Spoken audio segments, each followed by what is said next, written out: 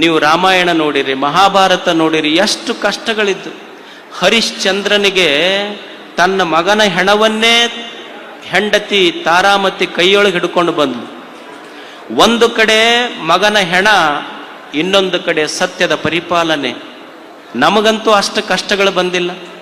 ಶ್ರೀರಾಮಚಂದ್ರ ಪಾಪ ಹೊಸ ಹೆಂಡತಿಗೆ ಸೀತೆಯನ್ನು ಮದುವೆ ಮಾಡಿಕೊಂಡು ಬಂದ್ರ ಅವರಪ್ಪ ಕಾಡಿಗೆ ಕಳಿಸದ ಆತಗ.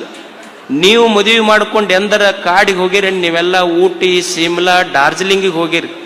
ಅವರೆಲ್ಲ ಪಾಪ ಕಾಡಿಗೆ ಹೋದ್ರೆ ಅಷ್ಟೇನ್ರ ಕಷ್ಟ ಬಂದೈತೆ ನಿಮಗೆ ಹೇಳಿ. ಅಂದ್ರೆ ಜೀವನದಲ್ಲಿ ಕಷ್ಟಗಳು ಬರವೇ ದೇವನಿಗೆ ಪ್ರಾರ್ಥನೆ ಮಾಡುವುದಿಷ್ಟೇ.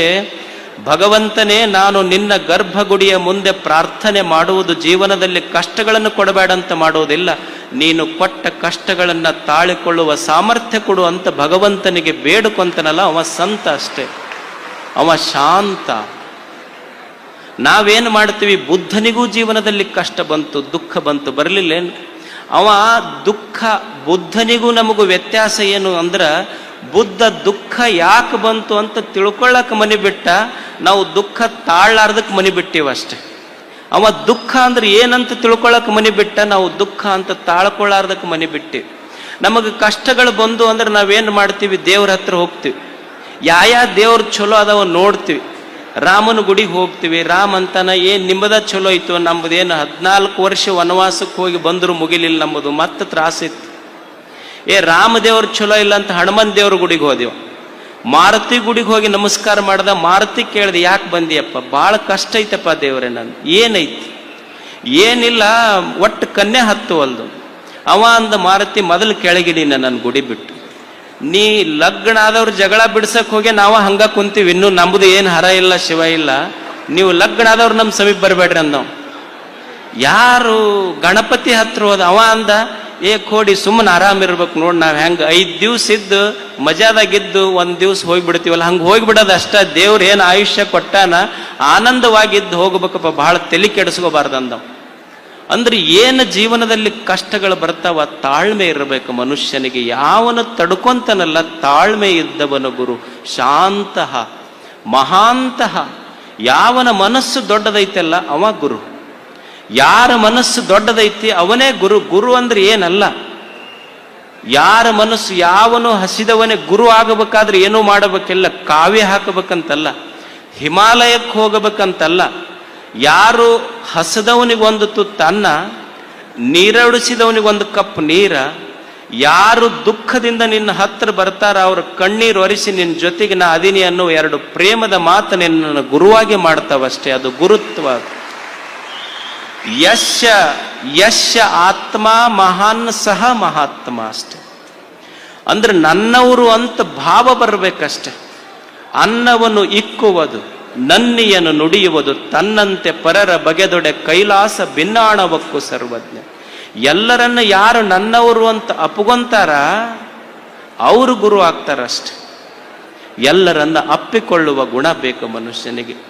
ವಸಂತವತ್ ಲೋಕಹಿತಶ್ಚರಂತಹ ಒಬ್ಬ ಗುರು ಅಂದ್ರ ಅವ ಲೋಕಹಿತವನ್ನ ಬಯಸುವವ, ಸದಾ ಸಮಾಜವನ್ನ ಮೇಲೆತ್ತಲಿಕ್ಕೆ ಪ್ರಯತ್ನ ಮಾಡುವವ, ಹಗಲಿರುಳೆನ್ನದೆ ಸಮಾಜಕ್ಕಾಗಿ ದುಡಿಯುವವ ಗುರು. ಹಿಂದೆ ಬುದ್ಧನ ಕಾಲದಲ್ಲಿ ಒಬ್ಬ ಉಪಗುಪ್ತ ಅಂತ ಇದ್ದ. ಒಬ್ಬ ಗುರು ಹೆಂಗಿರ್ತಾನೆ, ಉಪಗುಪ್ತ ಅಂತಿದ್ದ. ಅವ ಒಬ್ಬ ಮಹಾರಾಜ. ಎಲ್ಲವನ್ನ ತ್ಯಾಗ ಮಾಡಿ ಸನ್ಯಾಸ ಸ್ವೀಕಾರ ಮಾಡಿ ಭಿಕ್ಷು ಆದ. ಭಿಕ್ಷು ಆಗಿ ಮನೆ ಮನೆಗಳಿಗೆ ಭಿಕ್ಷಾ ಬೇಡ್ಲಿಕ್ಕೆ ಹೋಗ್ತಿದ್ದ ಅವನು. ಒಂದು ಪಾತ್ರೆಯನ್ನು ಹಿಡ್ಕೊಂಡು ಸುಂದರ ಯುವಕ ತರುಣ ಸನ್ಯಾಸಿ ಉಪಗುಪ್ತ ಒಂದು ಭಿಕ್ಷಾ ಪಾತ್ರೆ ಹಿಡ್ಕೊಂಡು ಮನಿ ಅಡ್ಡಾಡ್ತಿದ್ದ. ಒಂದು ಓಣಿಯಲ್ಲಿ ಒಬ್ಬ ನರ್ತಕಿ, ಆ ನರ್ತಕಿಯ ಮುನೆಯ ಮುಂದೆ ಹೋಗಿ ಭಿಕ್ಷಾ ಬೇಡದ. ಆ ಸನ್ಯಾಸಿಯ ಸ್ಫುರದ್ರೂಪವನ್ನು ನೋಡಿ ಆ ನರ್ತಕಿ ಅಂತಾಳ, ನನ್ನ ಮನೆ ಮುಂದೆ ಎಂಥಿಂಥ ಶ್ರೀಮಂತರು ಬಂದು ನಿಂದಿರ್ತಾರ, ನಾ ಯಾರಿಗೆ ಕರೆದಿಲ್ಲ, ನಿನ್ನ ರೂಪವನ್ನು ನೋಡಿ ನಾ ಮೆಚ್ಚೀನಿ, ನೀ ನನ್ನ ಮನ್ಯಾಗ ಬಾ ಒಳಗ. ನೀ ನನ್ನ ಮನ್ಯಾಗ ಬಂದ್ರ ಈ ಭಿಕ್ಷಾ ಬೇಡೋದು ಹತ್ತೋದಿಲ್ಲ, ನಿನಗೆ ಅನ್ಯಾಕ, ನಾನೂ ನಿನ್ನವಳು, ಈ ಸಂಪತ್ತು ನಿನ್ನದಾಗ್ತದೆ. ನರ್ತಕಿ ಅಂತಾಳೆ, ಮನ್ಯಾಗ ಬಾ ನೀನು. ಸನ್ಯಾಸಿಗೆ ಭಿಕ್ಷುವಿಗೆ ಹೇಳ್ತಾಳೆ, ಹೊರಗೆ ನಿಂತು ಭಿಕ್ಷಾ ಕೇಳಬೇಡ, ನನ್ನ ಮನ್ಯಾಗ ಬಂದ್ರ ನನ್ನ ಮನ್ಯಾಗ ನೀ ಬಂದ್ರ ನಾನು ನಿನ್ನವಳು, ಈ ಸಂಪತ್ತು ನಿನ್ನದು.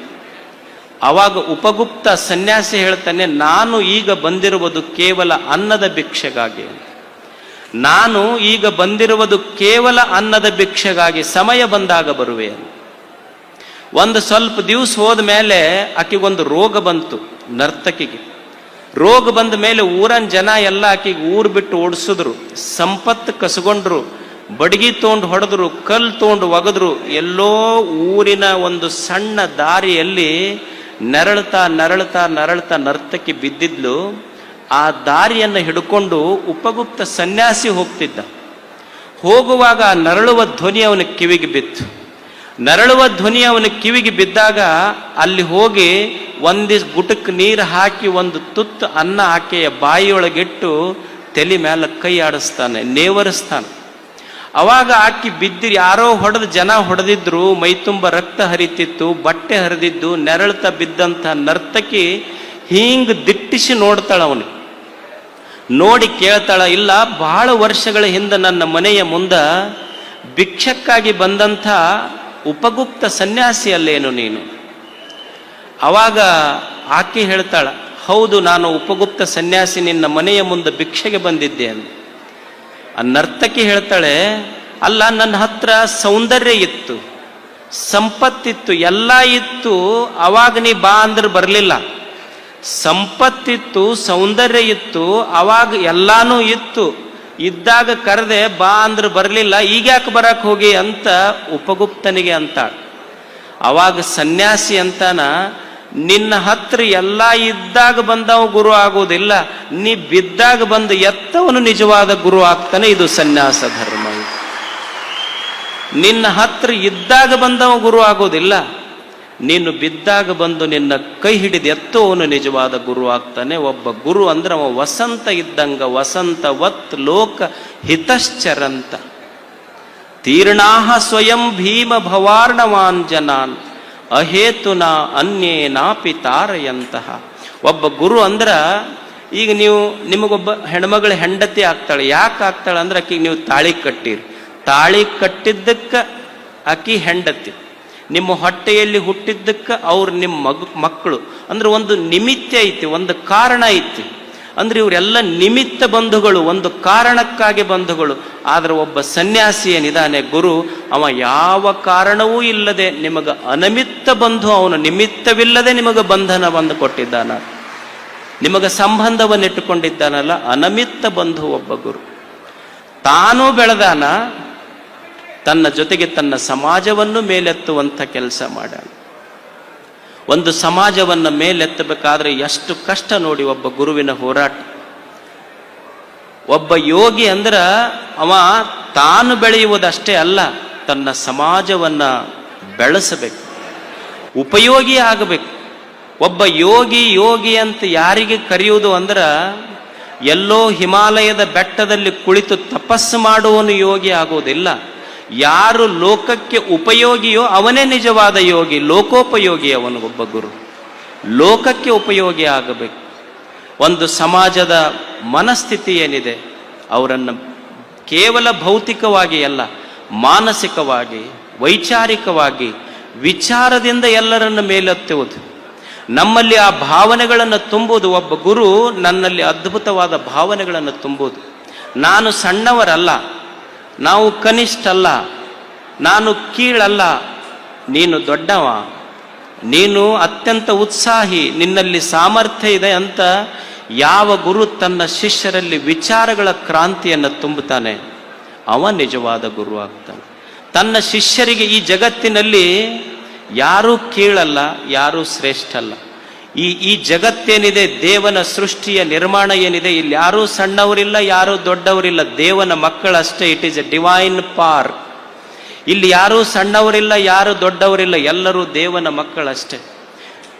ಅಲ್ಲಮ ಅಂತಾನೆ, ಭೂಮಿ ಆಕಾಶ ಒಂದು ಜೀವನದುದರ, ಇಲ್ಲಿ ಘನವೇನು ಘನವೆನ್ನದವಂಗೆ, ಕಿರಿದೇನು ಕಿರಿದೆನ್ನದವಂಗೆ. ಯಾವುದು ಸಣ್ಣದು ಯಾವುದು ದೊಡ್ಡದಂತೀಯಪ್ಪ ಈ ಜಗತ್ತಿನಲ್ಲಿ? ಸೂರ್ಯ ಬಹಳ ದೊಡ್ಡವ, ದೀಪ ಸಣ್ಣದು ಅಂತ ಅನ್ಲಿಕ್ಕಾಗ್ತತೇನು? ಸೂರ್ಯ ಬಹಳ ದೊಡ್ಡವ, ದೀಪ ಸಣ್ಣದು ಅಂತ ಅನ್ಲಿಕ್ಕಾಗೋದಿಲ್ಲ.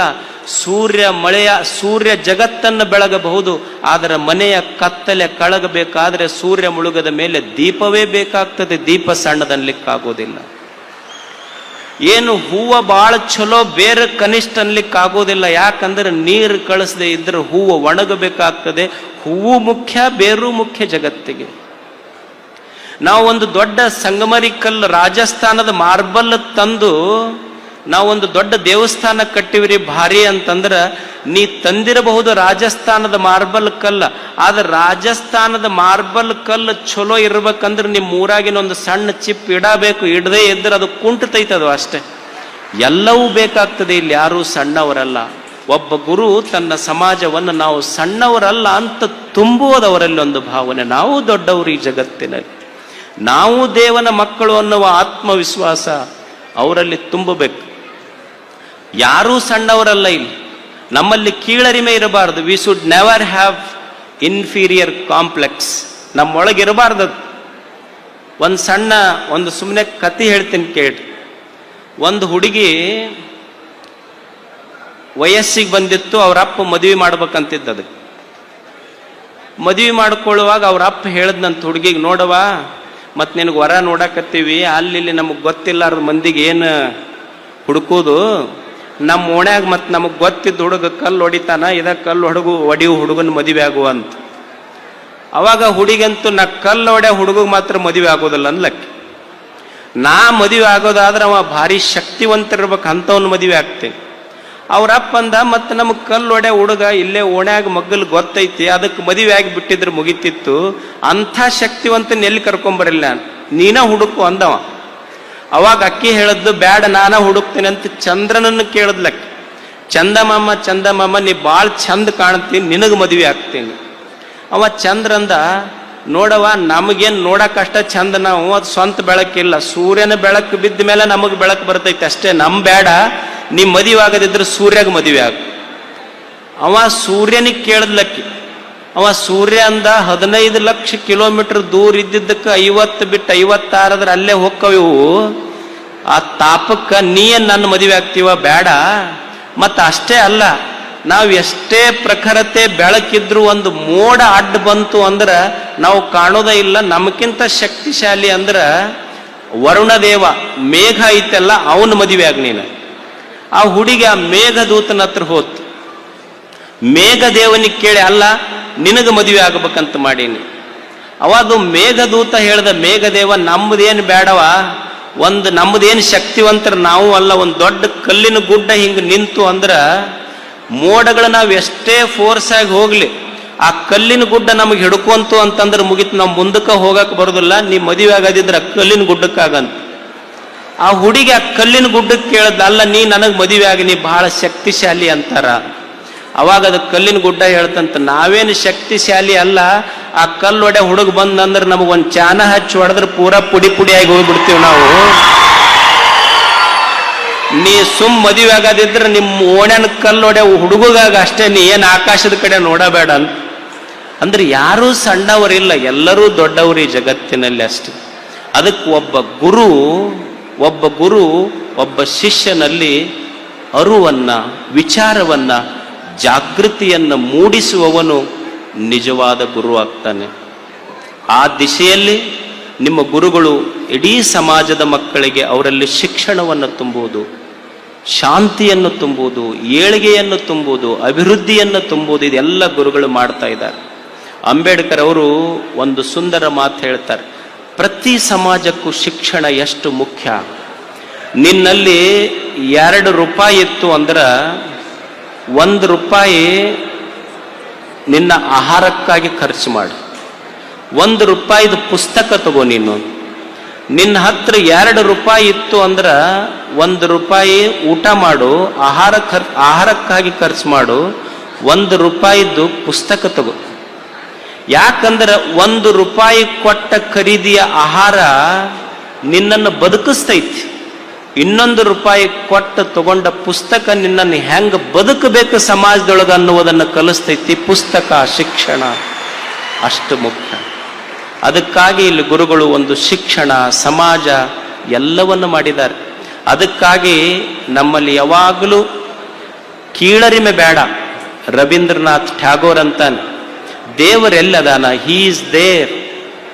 You should never seek him in the dark corner of a temple. ದೇವರನ್ನ ಗತ್ತಲೆಯ ಗರ್ಭಗುಡಿಯಲ್ಲಿ ದೇವರನ್ನು ಹುಡುಕಬೇಡ ಮನುಷ್ಯನೇ. Open the eyes. ನಿನ್ನನ್ನ ಕಣ್ಣು ತೆಗೆದು ನೋಡುವಂದು ಕ್ಷಣ. ದೇವರು ಕೇವಲ ಗರ್ಭಗುಡಿಗಳಲ್ಲಿಲ್ಲ. He is there where the tiller is tilling the hard grounds, where the path maker is breaking the hard stones. He is with them in sun and in shower. ದೇವರು ಕೇವಲ ಗರ್ಭಗುಡಿಗಳಲ್ಲಿಲ್ಲ. ದೇವನು ಎಲ್ಲಿದ್ದಾನಂತಂದ್ರ ಬಿಸಿಲು ಮಳೆಗೆ ಲೆಕ್ಕಿಸದೆ ದುಡಿಯುವ ರೈತನ ನೇಗಿಲಿನೊಳಗೆ, ಕಷ್ಟಪಟ್ಟು ಕಲ್ಲು ಒಡೆದು ಮನೆಗಳನ್ನ ಮಂದಿರಗಳನ್ನ ನಿರ್ಮಿಸುವ ಕಲ್ಲು ಕುಟಿಗನ ಉಳಿಯೊಳಗೆ ದೇವರಿದ್ದಾನೆ. ಅದು ದೇವರ ನಿವಾಸ. ಅದು he is there with them in sun and in shower. ದೇವನು ಎಲ್ಲದರಲ್ಲಿದ್ದಾನೆ. ಅಂಥ ದಿವ್ಯತೆಯನ್ನ ನಿಮ್ಮೆಲ್ಲರ ಅಂತರಂಗದಲ್ಲಿ ತುಂಬಲಿಕ್ಕೆ ಪೂಜ್ಯ ಗುರುಗಳು ಇದೊಂದು ದೊಡ್ಡ ಕೆಲಸವನ್ನ ಇಲ್ಲಿ ಮಾಡ್ತಾ ಇದ್ದಾರೆ. ಇದೇ ದೇವ ಪೂಜೆ. ಬಸವಾದಿ ಶರಣರು ಕಲಿಸಿದ ದೇವ ಪೂಜೆ ಅಂದ್ರೆ ಸಮಾಜವನ್ನು ಮೇಲೆತ್ತುವ ಕಾರ್ಯವೇ. ದೀನ ದಲಿತನಿಗೆ, ಬಡವ ಬಲ್ಲಿದನಿಗೆ, ಅವನಿಗೆ ಅನ್ನ, ಅಕ್ಷರ, ಅರಿವು, ಆಶ್ರಯ, ಆರೋಗ್ಯ, ಆಧ್ಯಾತ್ಮ ದಾಸೋಹಗಳನ್ನು ಕೊಡುವುದರ ಮುಖಾಂತರ ಅವನನ್ನು ಮೇಲೆತ್ತುವುದೇ ನಿಜವಾದ ಪೂಜೆ. ಪೂಜಾ ಅಂದ್ರೆ ಬರೇ ಗರ್ಭಗುಡಿಯಲ್ಲಿ ಕುಳಿತುಕೊಂಡು ಮಾಡುವುದ ಪೂಜೆ ಅಲ್ಲ. ಬಿದ್ದಂಥವನಿಗೆ ಮೇಲೆತ್ತುವ ಕಾಯಕವೇ ನಿಜವಾದ ದೇವ ಪೂಜೆ. ಬಸವಣ್ಣವ್ರಿಗೆ ಕೇಳಿದ್ರಂತೆ ಯಾರೋ, ಅಲ್ರಿ ನೀವು ಇಲ್ಲಿ ಕೆಳಗಿದ್ದ ಜನರ ಸೇವಾ ಮಾಡಂತೀರಿ, ಇದನ್ನು ಮಾಡಿದ್ರೆ ದೇವ ಪೂಜೆ ಅಂತಿರಲ್ಲ. ದೇವ್ರು ನಾವೇನ್ ತಿಳ್ಕೊಂಡಿವಿ, ಮ್ಯಾಲದನಂತ ತಿಳ್ಕೊಂಡಿವಿ. ಇಲ್ಲಿ ಕೆಳಗಿರುವ ಜನಗಳ ಸೇವಾ ಮಾಡಿದ್ರೆ ಮ್ಯಾಲಿರುವ ದೇವರಿಗೆ ಹೆಂಗ ಪ್ರೀತಿ ಬರ್ತದ ಹೇಳ್ರಿ ನಮಗೆ.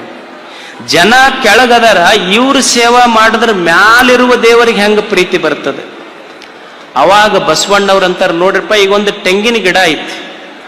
ಒಂದು ತೆಂಗಿನ ಗಿಡಕ್ಕ ತೆಂಗಿನ ಕಾಯಿಯೊಳಗೆ ನೀವು ಮ್ಯಾಲ್ ಹೋಗಿ ಯಾರು ಸಕ್ರಿ ನೀರು ಅದಕ್ಕೆ ತುಂಬಿಲ್ಲ, ಯಾರೂ ಸಕ್ರಿ ನೀರು ತುಂಬಿಲ್ಲ. ನೀರು ಹಾಕಿದ್ದು ಬೇರಿಗೆ ಹಾಕಿರಿ.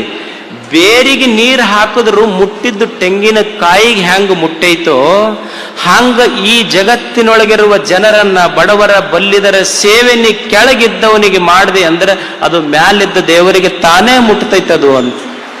ಮರದ ಬಾಯಿ ಬೇರೆಂದು ತಳಕೆ ನೀರೆರೆದರೆ ಮೇಲೆ ಫಲ್ಲವಿಸಿತ್ತು ನೋಡ. ಅದು ನಿಜವಾದ ಸೇವೆ. ಅಂಥ ಒಂದು ಸಂಕಲ್ಪವನ್ನು ಹೊತ್ಕೊಂಡು ಇಷ್ಟೆಲ್ಲ ಹಿರಿಯರನ್ನು ಕಟ್ಕೊಂಡು ಸಮಾಜವನ್ನು ಕಟ್ಟಿಕೊಂಡು 25 ವರ್ಷಗಳ ನಿರಂತರವಾದ ತಮ್ಮ ಸೇವೆಯನ್ನ ಗುರುಗಳು ಮಾಡ್ತಾ ಇದ್ದಾರೆ. ಅವರಿಗೆ ತಾವೆಲ್ಲ ಬೆನ್ನೆಲುಬಾಗಿ ನಿಲ್ಲಬೇಕು. ಯಾಕಂದ್ರೆ ಒಬ್ಬ ಸನ್ಯಾಸಿಯಾಗಿ 25 ವರ್ಷಗಳ ದೀರ್ಘ ಪ್ರಯಾಣ ಮಾಡೋದು ಅಷ್ಟು ಸುಲಭದ ಮಾತಲ್ಲ. ನನಗೆ ಪಟ್ಟಾಧಿಕಾರ ಆಗಿ 1 ವರ್ಷ ಆಗಿತ್ತು. ಒಬ್ಬ ಬಂದು ನಮಸ್ಕಾರ ಮಾಡಿ ಕಾಂಗ್ರೆಟ್ ಶ್ರೀ ಗುರುಗಳಂದ, ಅಂದ್ರೆ ಧನ್ಯವಾದಗಳು ತಮಗ ಅಂದ. ಎದಕ್ಕಪ್ಪ ಧನ್ಯವಾದ ಹೇಳಕತ್ತಿ ಅಂದೆ ನಾನು. ಇಲ್ಲ, ನೀವು ನಮ್ಮ ಮಠಕ್ಕೆ ಆಗಿ 1 ವರ್ಷ ಆತು, 1 ವರ್ಷ ನಮ್ಮ ಮಠ ಚಲೋ ನಡೆಸ್ಕೊಂಡು ಹೋದ್ರಿ, ಅದಕ್ಕೆ ನಿಮಗೆ ಧನ್ಯವಾದ ಹೇಳ್ತೀವಿ ಅಂದವ. ಅದಕ್ಕೆ ನಾ ಅವನಿಗೆ ಹೇಳಿದೆ, ನೀವು ನಮಗೆ ಹೇಳೋದು ಬೇಡಪ್ಪ, ನಾವ ನಿಮಗೆ ಧನ್ಯವಾದ ಹೇಳ್ತೀವಿ. ಅವ ಭಕ್ತ ಕೇಳ್ದ, ಅಲ್ಲ 1 ವರ್ಷ ಆಗಿದ್ದು ನಿಮಗೆ ಹೇಳಬೇಕು, ನೀವು ಉಲ್ಟಾ ನಮ್ಗ್ಯಾಕೆ ಹೇಳಕತ್ತೀರಿ? ಅಲ್ಲ, 1 ವರ್ಷ ಆಗಿದ್ದಕ್ಕೆ ನೀವು ನಮಗೆ ಹೇಳಿರಿ, 1 ವರ್ಷ ಸುಮ್ಮನೆ ಮಠದಾಗ ಇರಾಕ್ ಬಿಟ್ರಲ್ಲ, ಅದಕ್ಕೆ ನಿಮಗೆ ಹೇಳಕತ್ತೀವಿ ನಾವು ಅಂತ. ಬಿಡ್ಬೇಕಲ್ಲ ನೀವು ಸುಮ್ಮನೆ ನಮಗ. ಒಬ್ಬ ಸನ್ಯಾಸಿ, ಈಗ ನಿಮ್ಮ ಮನ್ಯಾಗ ಮಕ್ಕಳಿರ್ತಾರೆ, ಮಕ್ಕಳು ನಿಮ್ಮ ತೊಡಿ ಮೇಲೆ ಹೇಸಿಗೆ ಮಾಡ್ಕೊಂತಾರೆ, ಹೊಲಸು ಮಾಡ್ತಾರೆ. ನನ್ನ ಮಗ ಹೇಸಿಗೆ ಮಾಡ್ಯಾನಂತ ತಿಳ್ಕೊಂಡು ತೊಡಿ ಕೊಯ್ಕೊಂಡ ತಂದೆ ತಾಯಿ ಯಾರು ಭೂಮಿ ಮೇಲೆ ಇಲ್ಲ. ಆದ್ರೂ ಒಂದು ಸಮಾಜ ನಡೆಸುವಾಗ ಸಣ್ಣ ಪುಟ್ಟ ಹೆಚ್ಚು ಕಡಿಮೆ ಹೆಂಗ ನಿಮ್ಮ ಮಕ್ಕಳನ್ನ ಕ್ಷಮಾ ಮಾಡಿ ನೀವು ಮ್ಯಾಲೆತ್ಕೊಂತೀರಲ್ಲ, ಸ್ವಾಮಿಗಳು ಅಂದ್ರೆ ಸಮಾಜದ ಮಕ್ಕಳು, ನೀವು ಅವರನ್ನು ಮ್ಯಾಲೆತ್ಕೊಳ್ಳೋ ಗುಣ ಬೆಳೆಸ್ಕೋಬೇಕಾಗ್ತದೆ, ಅವರನ್ನು ದೊಡ್ಡವರನ್ನಾಗಿ ಮಾಡಬೇಕಾಗ್ತದೆ. ಒಬ್ಬ ಸನ್ಯಾಸಿಯ ಸೌಭಾಗ್ಯ ಎಂತ ದೊಡ್ಡದು ಅಂದ್ರೆ, ನಾವೆಲ್ಲರೂ ಮನ್ಯಾಗಿದ್ದಿದ್ರ ಬರೇ 2 ತಂದೆ ತಾಯಿಗೆ ಮಗುವಾಗುವ ಯೋಗ ಬರ್ತಿತ್ತು. ಇವತ್ತು ಸನ್ಯಾಸಿಯಾಗಿದ್ದಕ್ಕೆ ಸಮಾಜದ 1000 ತಂದೆ ತಾಯಿಗಳ ಮಕ್ಕಳಾಗುವ ಸೌಭಾಗ್ಯ ಇದು ಸನ್ಯಾಸಿಗಳಿಗೆ. ಅಂಥ ಒಬ್ಬ ಗುರುಗಳು, ಅವರ ಹೆಸರೇ ಸಿದ್ಧರಾಮ, ಇಮ್ಮಡಿ ಸಿದ್ಧರಾಮ ಅವರು. ಸಿದ್ಧ ರಾಮ, ಸಿದ್ಧ ಅಂದ್ರ ರೆಡಿ, ಅದರ ಅರ್ಥ ಎವರ್ ರೆಡಿ. ರಾಮ ಅಂದ್ರ ಯಾರು ತನ್ನ ಅಂತರಂಗದಲ್ಲಿಯೇ ಆನಂದವಾಗಿರ್ತಾನ, ತಾನೂ ಸಂತೋಷವಾಗಿರ್ತಾನ, ತನ್ನ ಸುತ್ತ ಇದ್ದವರಿಗೂ ಸಹಿತ ಸಂತೋಷವನ್ನು ಹಂಚುತ್ತಾನಲ್ಲ, ಅವ ರಾಮ. ಸಿದ್ಧ ಅಂದ್ರೆ ಸದಾ ಸಮಾಜ ಸೇವೆಗೆ ಸಿದ್ಧನಾಗಿರುವವನು, ತನ್ನ ಭಕ್ತರಿಗೆ ಸಂತೋಷವನ್ನು ಹಂಚುವವನು. ಅವ ಬರೇ ಇಮ್ಮಡಿ ಸಿದ್ಧರಾಮ ಅಲ್ಲ, ನಿಮ್ಮ ಭಕ್ತರು ಕೂಡಿದ್ರಿ ಅಂದ್ರೆ ಅವ 100 ಮಡಿ ಸಿದ್ಧರಾಮ, ಅವ 100 ಮಡಿ ಸಿದ್ಧರಾಮ, 1000 ಮಡಿ ಸಿದ್ಧರಾಮ. ಅಂಥ ಸಮಾಜದ ಗುರುಗಳಾಗಿ ತಮ್ಮೆಲ್ಲರನ್ನ ಮೇಲೆತ್ತುವ ಕೆಲಸ ಗುರುಗಳದ ನಡೆದಿದೆ. ಇದು ಸದಾ ಸದಾ ಬೆಳಕಾಗಿ ನಿಮ್ಮೆಲ್ಲರ ಅಂತರಂಗದಲ್ಲಿ ಗುರುಗಳು ಇರಲಿ ಅಂತ ಹಾರೈಸಿ ನಮ್ಮ ಮಾತುಗಳನ್ನು ಎಲ್ಲ ಪೂಜ್ಯರ ಪಾದಕ್ಕರ್ಪಿಸಿ